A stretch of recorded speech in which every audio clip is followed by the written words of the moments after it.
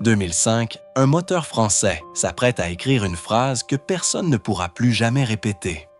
Cette année-là, la Renault RS25, un V10 atmosphérique de 3 litres tournant à près de 19 000 tours par minute, porte Fernando Alonso vers le titre mondial. C'est le dernier championnat remporté par une Formule 1 à moteur V10. Quelques mois plus tard, ce type de moteur devient interdit. Les chiffres disent une domination. Selon les sources, près de 80 victoires entre 1989 et 1997, 6 titres de constructeur et le premier sacre d'une monoplace sous licence française depuis 1969. À Viry-Châtillon, là où ce bloc est né, des ingénieurs écoutent son hurlement sur le banc d'essai en sachant qu'un règlement va bientôt l'effacer. 10 ans plus tôt, ce même son ressemblait encore à l'avenir. Le moteur n'a jamais été aussi abouti qu'à l'instant où l'on décide de le supprimer. Mais l'histoire du V10 Renault n'est pas seulement celle d'un dernier titre, c'est celle d'un moteur qui a gagné l'histoire de la Formule 1, puis a perdu son avenir. Chaque semaine, nous racontons l'histoire des moteurs français, des usines, des ateliers et des noms industriels qui ont un jour appris au pays comment pouvait sonner la puissance et ce qui s'est passé quand le marché a avancé. Abonnez-vous si cette mémoire compte pour vous. L'histoire ne commence pas en 2005, mais à Viry-Châtillon, en 1989. Pour comprendre le V10, il faut d'abord entendre un silence. À la fin de l'année 1986, Renault range ses moteurs de Formule 1. Le constructeur avait pourtant presque tout inventé. En 1977, sa monoplace jaune était entrée dans le championnat avec un moteur turbo. Un moteur suralimenté, c'est-à-dire gavé d'air comprimé pour brûler davantage de carburant et produire plus de puissance. On avait souri devant cette petite voiture qui rendait l'âme dans des nuages de vapeur. Les Britanniques la surnommaient la théière. Puis, on avait cessé de sourire parce que toute la grille s'était convertie au turbo. Mais gagner une révolution ne suffit pas à gagner des titres. En 10 saisons, Renault n'avait jamais décroché de championnat du monde et l'aventure coûtait de plus en plus cher. La direction ferme le programme officiel. Le moteur français quitte la piste à l'instant précis où la technologie qu'il avait imposée règne partout ailleurs. Puis les règles changent et changent tout. Pour 1989, la Formule 1 interdit les turbos et impose une formule nouvelle, des moteurs atmosphériques de 3 litres et demi. Un moteur atmosphérique, un moteur qui aspire l'air librement, sans suralimentation, remet toute la grille à égalité. La page turbo est tournée, et cette page tournée est, pour Renault, une porte grande ouverte. La décision se prend à Viry-Châtillon, dans l'Essonne, là où Renault Sport dessine ses moteurs de compétition. Le lieu est discret, des bureaux d'études, des ateliers et des bancs d'essai. Ces installations qui font tourner un moteur immobile pour le mesurer et le pousser jusqu'à la rupture. C'est là qu'une équipe resserrée autour de l'ingénieur Bernard Dudot, spécialiste du turbo devenu spécialiste de tout, reprend une question simple et lourde. La France doit-elle revenir? Et avec quel moteur? Revenir, c'était accepter de repartir sans avance technologique. Cette fois, personne n'aurait de turbo à copier. Il faudrait gagner sur le dessin même du moteur. Et le choix n'était pas qu'une affaire d'ingénieur, c'était une affaire d'identité. Renault, longtemps entreprise nationalisée, portait plus qu'un logo sportif. L'idée qu'un constructeur français pouvait imposer sa manière de penser la puissance au sommet mondial. Le turbo avait prouvé cette idée. Restait à savoir si elle survivrait à sa propre victoire. Car derrière la question technique se cachait une inquiétude plus concrète. Un moteur de Formule 1 n'existe jamais seul. Il lui faut un banc d'essai capable de le torturer des heures durant, des fondeurs pour couler le bloc, des machinistes pour usiner chaque pièce au centième de millimètre, et un budget que la maison mère doit accepter de défendre saison après saison. À Viry, on savait dessiner un moteur. Il fallait encore convaincre la direction qu'il valait la peine d'être construit. Le pari se joue d'abord sur une géométrie. Un moteur de course peut aligner ses cylindres de plusieurs façons. Le V8, 8 cylindres répartis en 2 rangées, formant un V, est léger et compact, mais plafonne en puissance de pointe. Le V12, 12 cylindres, offre davantage de puissance, mais il est plus long, plus lourd et plus gourmand en carburant. En 1989, la grille se partage entre ces deux écoles, le V8 pour des motoristes comme Ford et Judd, le V12 pour Ferrari. Renault choisit un troisième chemin, le V10, 10 cylindres en V. Ni tout à fait la légèreté du V8, ni tout à fait la force du V12, mais l'équilibre entre les deux. Avec un angle précis entre les rangées de cylindres, 67 degrés. Un angle serré rend le moteur plus compact et un moteur compact libère de la place pour dessiner l'aérodynamique de la voiture autour de lui. Le moteur ne devait pas seulement produire des chevaux, il devait laisser respirer le châssis. Honda, le grand rival japonais, faisait au même moment le pari du V10. La course serait aussi une bataille d'interprétation. Ce V10 reçoit ensuite une arme héritée de l'air turbo, la distribution pneumatique. Dans un moteur classique, des ressorts métalliques referment les soupapes, ces clapets qui laissent entrer l'air frais et sortir les gaz brûlés. À très haut régime, ces ressorts d'acier ne suivent plus. Ils flottent et le moteur s'étrangle. La solution mise au point par Viry dès 1986 sur le turbo remplace le ressort d'acier par un coussin d'air comprimé. Le moteur peut alors grimper beaucoup plus haut dans les tours sans se détruire. Le RS1, nom donné au premier V10 Renault, figure parmi les tout premiers moteurs de ce type à en bénéficier. C'est un détail invisible pour le public. C'est aussi l'une des raisons pour lesquelles ce moteur hurlera un jour à des régimes que personne n'imaginait. Restait à trouver une voiture. En juin 1988, Renault signe avec Williams, l'écurie britannique de Frank Williams et Patrick Head. Les archives situent l'accord environ 14 mois après le lancement du programme. La France concevrait le moteur, l'Angleterre, le châssis. Les premiers tours de roue interviennent au début de 1989, lors d'une longue séance d'essai hivernal sur le circuit d'Estoril, au Portugal. Ce qui suit surprend tout le monde, à commencer par Renault. Là où le turbo avait mis des années à s'imposer, le V10 gagne presque aussitôt. Dès 1989, la Williams-Renault de Thierry Boutsen s'impose 2 fois, au Grand Prix du Canada, puis à Adélaïde, en Australie. 2 courses disputées sous la pluie, où la fiabilité et le sang-froid comptent autant que la puissance brute. L'écurie termine 2e du championnat des constructeurs, derrière des McLaren Honda encore intouchables. Pour une première année, c'est un signal. Dans la presse spécialisée française, on ose à peine y croire. Le pays qui avait quitté la Formule 1, vaincu par ses propres coups, venait d'y revenir par la grande porte, avec un moteur qui n'avait rien copié. La documentation de l'époque reste prudente sur les puissances exactes. Certaines données de 1989 n'ont jamais été confirmées officiellement, mais la tendance, elle, ne laissait aucun doute. Le compromis semblait modeste. Il allait devenir une arme.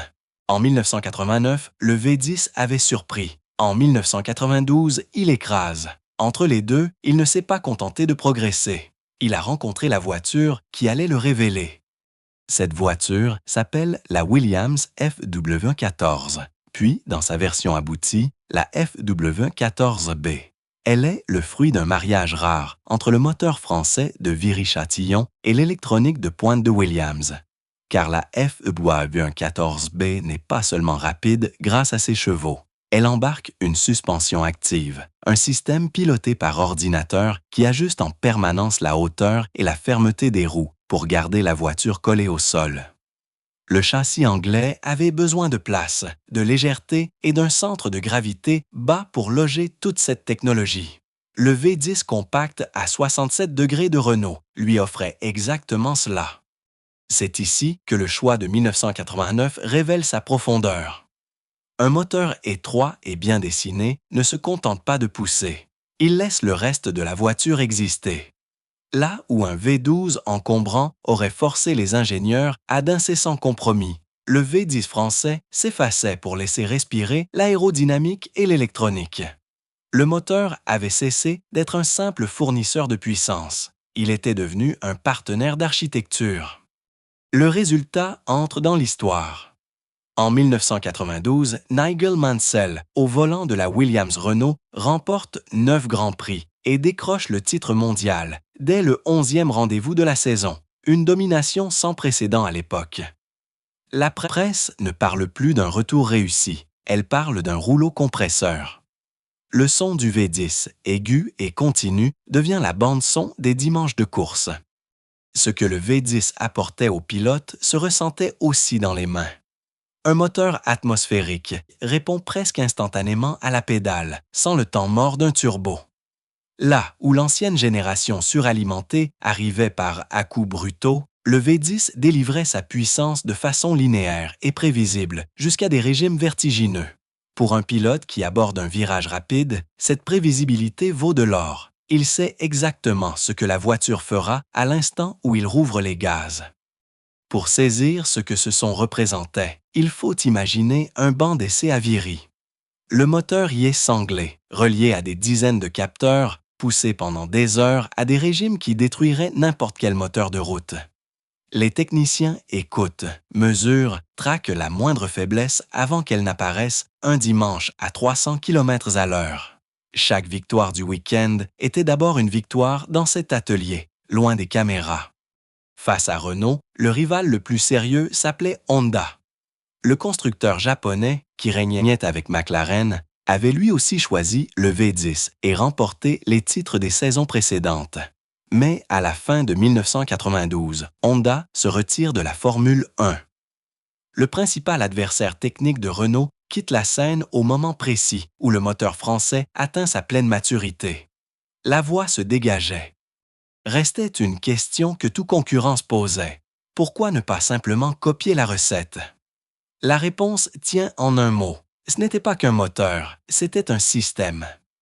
Copier le V10 aurait supposé de reproduire l'angle, la distribution pneumatique, la métallurgie du bloc, des années d'essai au banc et surtout l'alliance entre un motoriste français et un châssis anglais taillé pour lui. Un moteur seul ne gagne pas. Il lui faut l'écurie qui sait l'exploiter, l'électronique qui sait le domestiquer et le budget qui sait le faire durer. Renault et Williams avaient assemblé ces pièces au bon moment. Les rivaux pouvaient acheter de la puissance. Ils ne pouvaient pas acheter la cohérence. En 1993, la domination continue. Alain Prost, revenu de sa retraite, remporte avec la Williams-Renault le 4e titre mondial de sa carrière, puis raccroche définitivement. Le même moteur venait de sacrer 2 champions du monde différents en 2 saisons. À Viry, on ne parlait plus de participer, on parlait de gagner comme d'une habitude. Et une habitude, dans le sport automobile, est la chose la plus difficile à construire et la plus dangereuse à tenir pour acquise. Puis vient un tournant réglementaire qui, loin d'affaiblir Renault, va étendre son empire. Pour 1995, la Formule 1 réduit la cylindrée. Les moteurs passent de 3,5 litres à 3 litres tout rond. Viry répond avec une nouvelle évolution de son V10, le RS7. Et cette fois, le moteur français ne propulse plus une seule écurie de pointe, mais 2. Williams, le partenaire historique, et Benetton, l'écurie montante dirigée par Flavio Briatore, reçoivent toutes deux le V10 Renault. Le résultat frôle la caricature de domination. En 1995, Michael Schumacher offre à Benetton Renault le titre des pilotes, tandis que Williams et Benetton, toutes deux en Renault, verrouillent le sommet de la grille. Le même moteur, né dans les ateliers de l'Essonne, faisait désormais gagner les 2 meilleures voitures du monde. La France ne fournissait plus seulement un moteur de course, elle fournissait le standard auquel les autres devaient se mesurer. Il faut mesurer l'exploit industriel derrière la statistique. Fournir 2 écuries rivales au plus haut niveau, c'est doubler les moteurs à construire, à réviser, à transporter, à faire vivre course après course, sans jamais avantager l'une au détriment de l'autre. Derrière chaque victoire télévisée, il y avait des fonderies, des ateliers d'usinage, des bancs qui tournaient jour et nuit, et des hommes qui ne verraient jamais le podium. Le succès sportif était devenu une machine industrielle à part entière. Le moteur avait trouvé sa voie. Restait à savoir combien de temps la France accepterait d'en payer le prix. Entre 1992 et 1997, la Formule 1 vit sous le règne d'un moteur français. Les chiffres, même prudemment estimés, donnent-moi le vertige. Selon les décomptes disponibles, le V10 Renault remporte près de 80 victoires entre 1989 et 1997, et surtout 6 titres de champion du monde des constructeurs consécutifs. 6 saisons, 6 couronnes. Aucun motoriste n'avait imposé une telle continuité au sommet. Regardons la liste, car elle raconte tout. Williams-Renault est sacrée championne des constructeurs en 1992, en 1993 et en 1994. En 1995, c'est Benetton-Renault qui reprend le flambeau, puis Williams-Renault de nouveau, en 1996 et en 1997. Le nom de l'écurie sur le capot change. Le moteur en dessous, lui, reste le même, né dans les ateliers de Viry-Châtillon. Du côté des pilotes, la moisson est presque aussi impressionnante. Nigel Mansell en 1992, Alain Prost en 1993, Michael Schumacher en 1995, Damon Hill en 1996, Jacques Villeneuve en 1997. 5 champions du monde différents, 5 styles, plusieurs nationalités, un seul moteur derrière eux. Le V10 Renault ne faisait pas gagner un pilote en particulier. Il faisait gagner celui qui montait dans la bonne voiture. Et la bonne voiture, pendant 6 ans, était presque toujours équipée du bloc français. Cette domination ne fut pas sans ombre. La saison 1994 reste, dans la mémoire de la Formule 1, marquée par le deuil. C'est cette année-là, sur le circuit italien d'Imola, que le sport perdit l'un de ses plus grands pilotes. Le rappeler n'est pas noircir le tableau. C'est se souvenir que cette puissance, si belle à entendre, se déployait dans un monde où le risque était réel et où la vitesse avait un prix que les chiffres ne disent jamais. Derrière la couronne sportive, il y avait une échelle industrielle que le public ne soupçonnait pas. Faire vivre un tel moteur, saison après saison, exigeait tout un réseau. Les bureaux d'études de Viry pour la conception, les fonderies pour couler les blocs, les ateliers d'usinage pour tailler les pièces mobiles au centième de millimètre, les bancs d'essai pour valider chaque évolution et une logistique capable d'acheminer des moteurs neufs ou révisés sur chaque circuit du calendrier, d'Australie au Japon. Un Grand Prix ne se gagnait pas seulement le dimanche après-midi. Il se gagnait des semaines plus tôt, dans un atelier de l'Essonne, le jour où un technicien décidait qu'un moteur était prêt, ou ne l'était pas encore. Et la machine progressait sans relâche. Chaque saison, les ingénieurs grappillaient quelques centaines de tours par minute, quelques chevaux, un surcroît de fiabilité. Le régime de rotation de ces V10 grimpait vers des sommets qui auraient semblé absurdes 10 ans plus tôt. Les puissances exactes de la fin des années 1990 restent difficiles à vérifier, car les motoristes gardaient jalousement leurs chiffres. Mais toutes les sources concordent sur une trajectoire ascendante presque continue. Le moteur ne se contentait pas de dominer. Il repoussait, année après année, la définition même de ce qu'un moteur atmosphérique pouvait accomplir. Le réseau de clients s'élargissait d'ailleurs au-delà des 2 grandes écuries. L'équipe française, Ligier, tourna elle aussi, un temps avec le moteur de Viry. Pour la première fois depuis longtemps, une voiture française courait au plus haut niveau avec un moteur français, un détail qui n'échappa pas au public de l'Hexagone. Et certaines de ces monoplaces sont devenues des icônes absolues du sport. La Williams FW14B de Mansell, hérissée d'électronique, reste dans les mémoires comme l'une des voitures n'a pas les plus dominatrices jamais alignées sur une grille. La FW18 de 1996, la FW19 de 1997. Autant de machines différentes, autant de châssis, autant de pilotes. Derrière chacune, le même cœur battait. 10 cylindres dessinés en France. Pour la France, cette suprématie avait une saveur particulière. Le pays qui avait quitté la Formule 1 en vaincu 7 ans plus tôt, y régnait désormais en maître technique.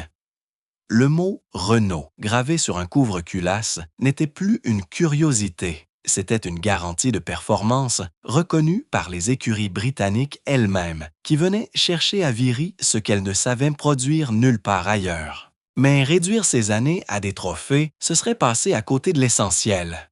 Car ce que le V10 Renault a laissé de plus durable n'est pas une statistique, c'est un son. Quiconque a suivi la Formule 1 des années 1990 se souvient de ce hurlement aigu, métallique, presque douloureux, qui montait dans les aigus à mesure que le moteur prenait ses tours. Ce n'était pas le grondement grave d'un V8 ni le chant rond d'un V12 Ferrari. C'était un cri tendu, précis, mécanique, qui semblait ne jamais devoir s'arrêter. Sur les circuits, on entendait la Williams-Renault avant de la voir surgir. À la télévision, ce son entrait chaque dimanche dans les salons français.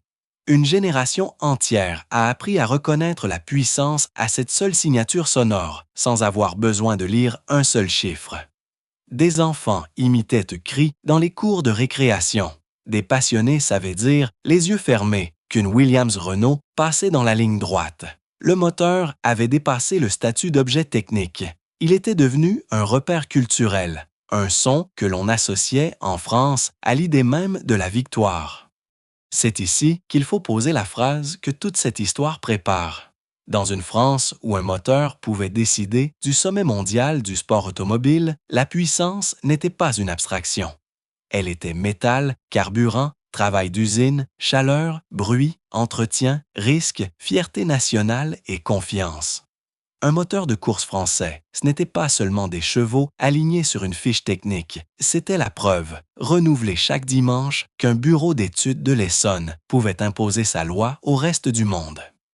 Imaginez la scène, un dimanche de 1996 ou de 1997. Sur la grille, une Williams bleu et blanc chauffe ses pneus dans l'air tremblant de chaleur. À l'arrière, le V10 attend, entouré de mécaniciens penchés sur lui, comme sur un être vivant, guettant une température, une pression, une odeur. Quand le pilote enfonce l'accélérateur, le son déchire l'air, se répercute contre les tribunes et fait vibrer la poitrine des spectateurs jusqu'au dernier rang. Ce n'était pas seulement une voiture qui partait. C'était une démonstration, à l'échelle mondiale, de ce qu'un pays pouvait concevoir, couler, usiner et assembler. Chaque départ était une signature française lancée à pleine vitesse sous les yeux du monde entier. Et pourtant, tout au long de ces dimanches triomphaux, presque personne parmi les spectateurs ne pensait à l'atelier silencieux de l'Essonne, où ce triomphe avait réellement commencé. Et il faut penser à ceux qui ne montaient jamais sur le podium. Les motoristes de Viry, les techniciens de banc d'essai, les usineurs, les monteurs qui assemblaient chaque moteur à la main. Pour eux, ces titres n'étaient pas des trophées lointains, mais l'aboutissement de nuits de travail, de doutes, de pièces reprises 10 fois avant d'être jugés dignes de la piste. Quand la Williams franchissait la ligne en tête, une part de cette victoire appartenait à des mains anonymes, à des centaines de kilomètres de là, dans un atelier de l'Essonne où l'on avait appris à faire gagner la France sans jamais apparaître à l'image. Damon Hill en 1996, puis Jacques Villeneuve en 1997 transforment cette énergie en titres mondiaux. Le moteur français atteint alors le zénith absolu de son histoire. Williams est championne du monde pour la 5e fois en 6 ans grâce à lui. Dans les ateliers de Viry, on pourrait croire que l'avenir est écrit, que ce moteur régnera encore une décennie, que le son du V10 est devenu une composante permanente du paysage sportif mondial. Il faut s'arrêter sur ce sommet, précisément parce qu'il ne durera pas. En 1997, le V10 Renault a tout gagné, tout prouvé, tout dominé. Et c'est exactement à ce moment, au faîte de la gloire, que la première fissure apparaît. Non pas sur la piste, non pas dans le métal qui n'a jamais été aussi solide, mais dans un bureau, sur une feuille de compte, dans une décision qui n'a rien à voir avec la performance. Car derrière chaque victoire, la facture s'accumulait, discrète et implacable, et loin des circuits, dans les bureaux de la direction, on commençait à se demander si régner en Formule 1 valait vraiment ce qu'il en coûtait chaque année. Le moteur était au sommet. Le raisonnement qui allait le faire redescendre était déjà en marche. La première fissure n'apparaît pas sur un circuit, elle apparaît sur un bilan. À la fin de 1997, alors que le V10 Renault vient de remporter son 5e titre pilote et son 6e titre constructeur en 6 ans, la direction de Renault prend une décision qui stupéfie le paddock. le constructeur se retire officiellement de la Formule 1 comme motoriste, pas parce que le moteur avait échoué, précisément parce qu'il avait tout gagné. La logique était froide et compréhensible. Après une telle domination, que restait-il à prouver? Et surtout, à quel prix? Un programme de Formule 1 coûte des sommes considérables chaque année, et une entreprise généraliste, qui vit d'abord de voitures ordinaires, doit régulièrement se demander si cet argent ne serait pas mieux employé ailleurs. C'est le premier grand mécanisme de ce déclin et il porte un nom précis, le coût de la performance. Un moteur peut être invaincu et rester trop cher à justifier. Le V10 gagnait, il ne se payait pas tout seul. Alors se produit une chose étrange, presque troublante.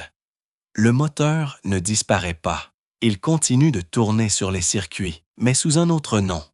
Renault se retire, mais son V10 survit, confié à des sociétés qui le font vivre sous des marques différentes.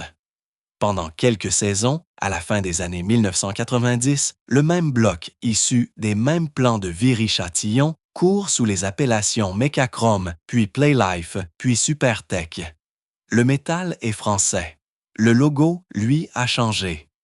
Il faut d'ailleurs rappeler ce qu'était ce lieu. Viry-Châtillon, dans l'Essonne, occupait les anciens locaux d'Amédée Gordini, le sorcier qui avait donné à Renault ses lettres de noblesse sportive des décennies plus tôt. Ce n'était pas une usine anonyme, c'était un sanctuaire du moteur de course français, chargé d'une histoire qui remontait bien avant le V10.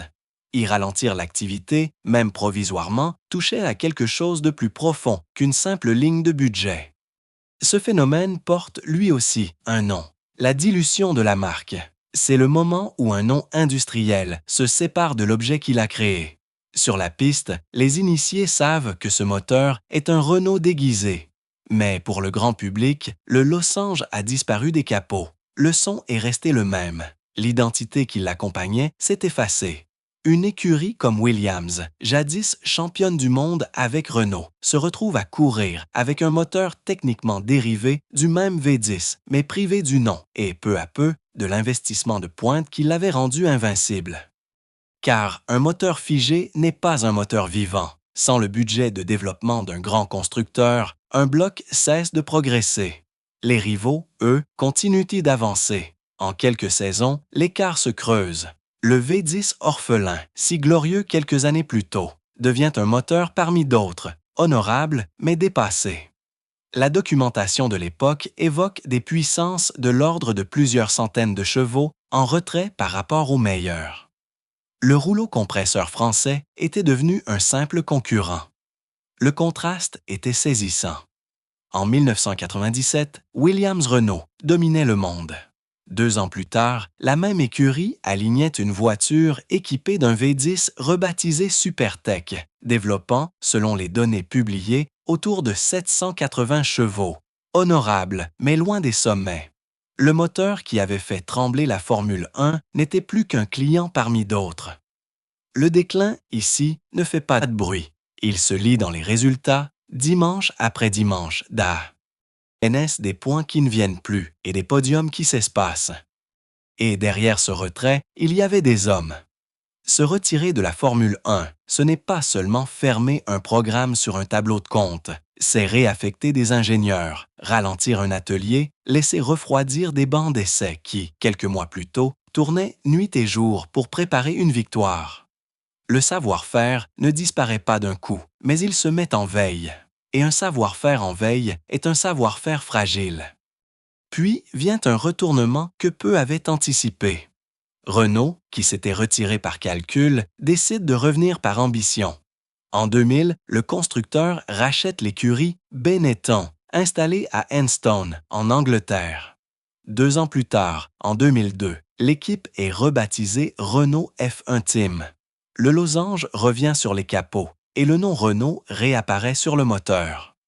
La France ne voulait plus seulement fournir des blocs à d'autres, elle voulait de nouveau une écurie à part entière, avec son châssis anglais à Enstone et son moteur français à Viry-Châtillon. C'était un pari lourd. Redevenir constructeur à part entière, c'était assumer à la fois le châssis et le moteur, le succès comme l'échec, sans plus jamais pouvoir se cacher derrière un partenaire. En cas de défaite, il n'y aurait plus d'alibi technique. La responsabilité serait entièrement française. Le retour s'accompagne d'un pari technique audacieux et risqué.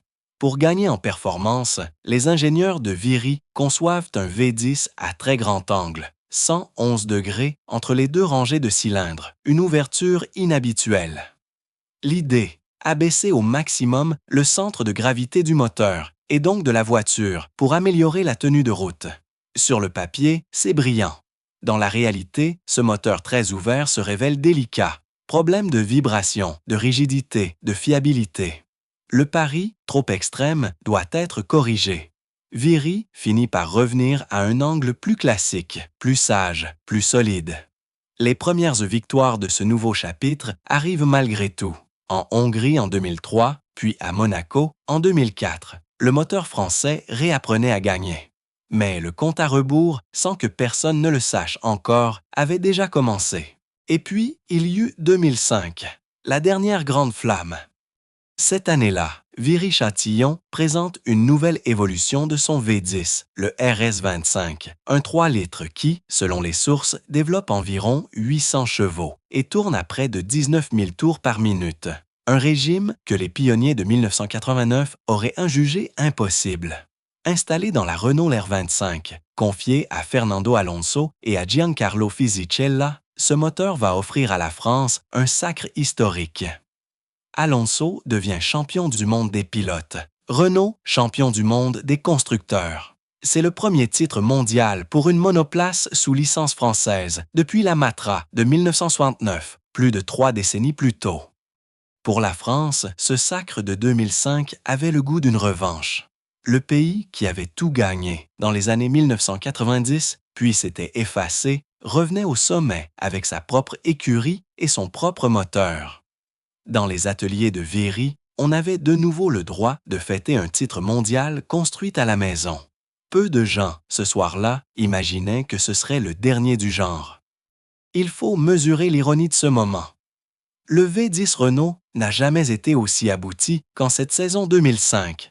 Il est puissant, fiable, victorieux, et c'est précisément l'année où il est condamné. Car pour 2006, la Formule 1 a décidé de changer de moteur.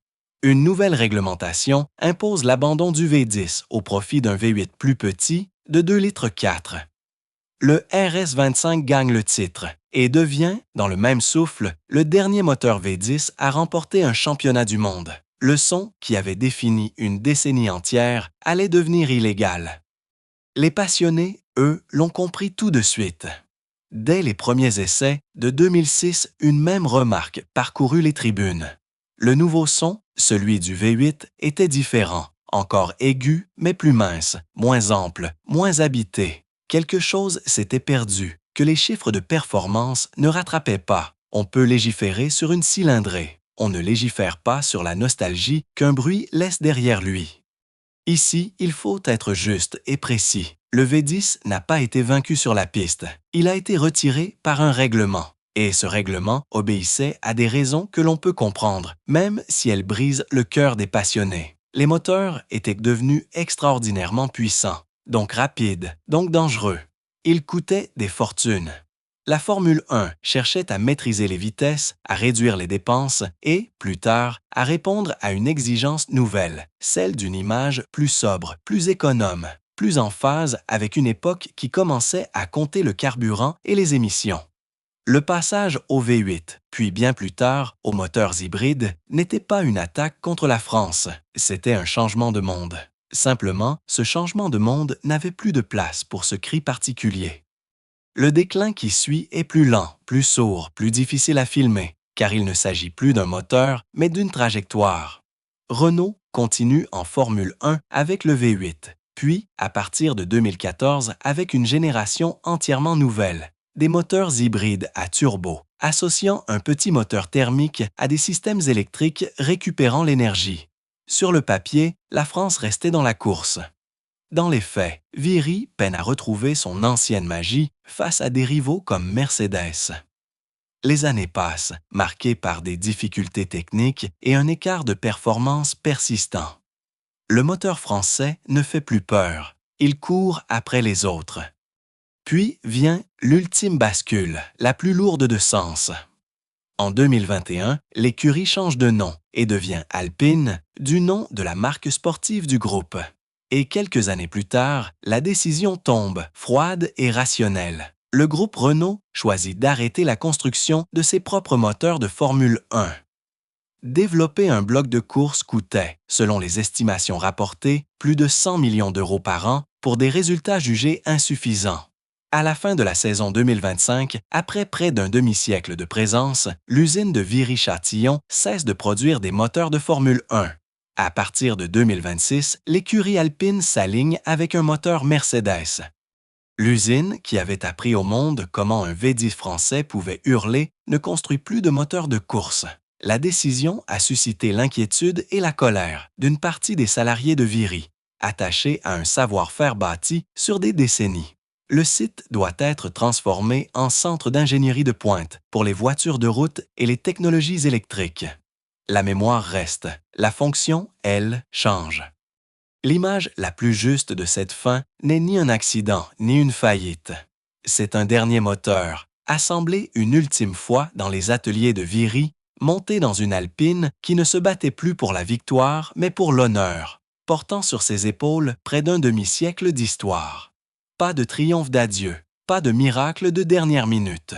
Juste une dernière apparition, discrète avant que le silence ne s'installe pour de bon dans les travées de l'usine. Le comité des salariés de Viry, lui, n'a pas caché son amertume, évoquant une légende que l'on sacrifiait.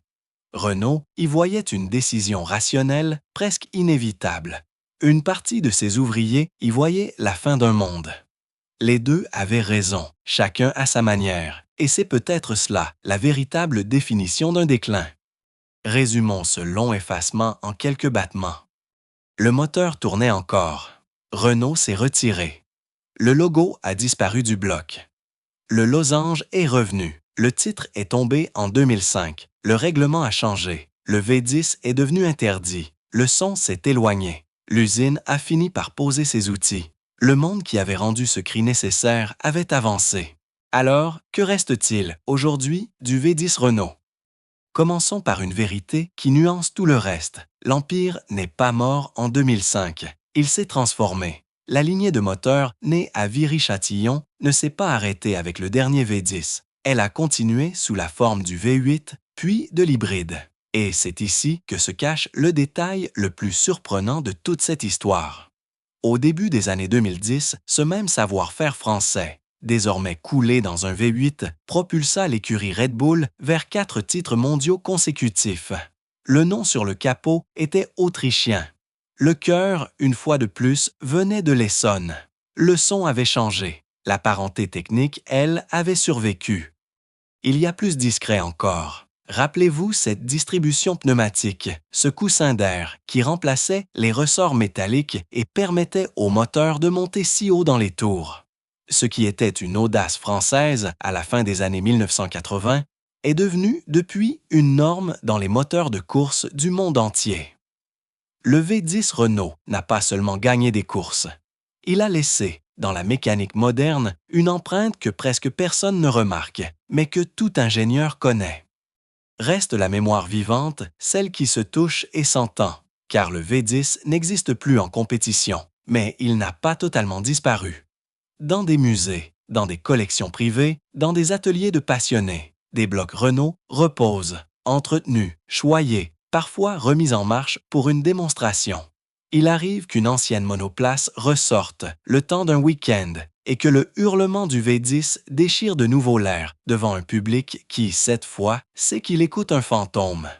Quelques années après son dernier titre, la Renault R25 elle-même est ressortie en piste, confiée de nouveau à Fernando Alonso, pour faire entendre à une génération plus jeune ce son que la Formule 1 ne produit plus. Autour de ces machines vit toute une communauté française et internationale, des restaurateurs qui connaissent chaque vis, des collectionneurs qui traquent les pièces d'origine, des clubs, des rassemblements, des salons rétro où l'on vient écouter, plus que regarder.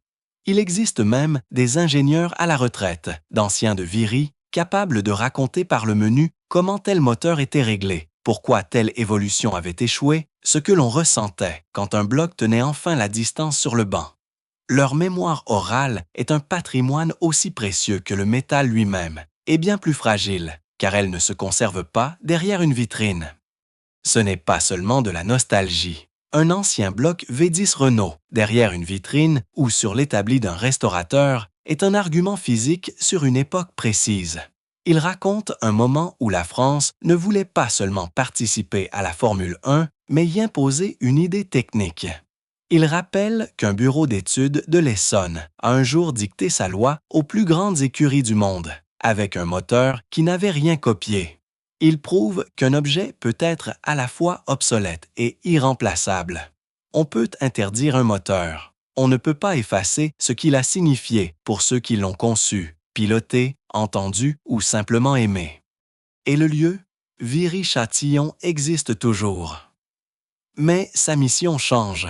Le site qui a conçu des décennies de moteurs de course doit devenir un centre d'ingénierie tourné vers les voitures de route, les batteries, les moteurs électriques.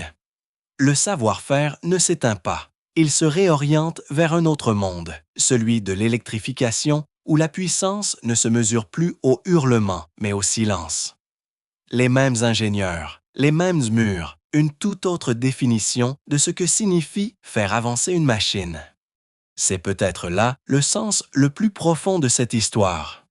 Le V10 Renault n'est pas tombé parce qu'il était mauvais. Il est tombé parce que le monde autour de lui a changé de valeur. La vitesse a cédé devant la sécurité, la démesure devant le coût, le bruit devant les émissions, la fierté d'un moteur maison devant la rationalité d'un moteur acheté.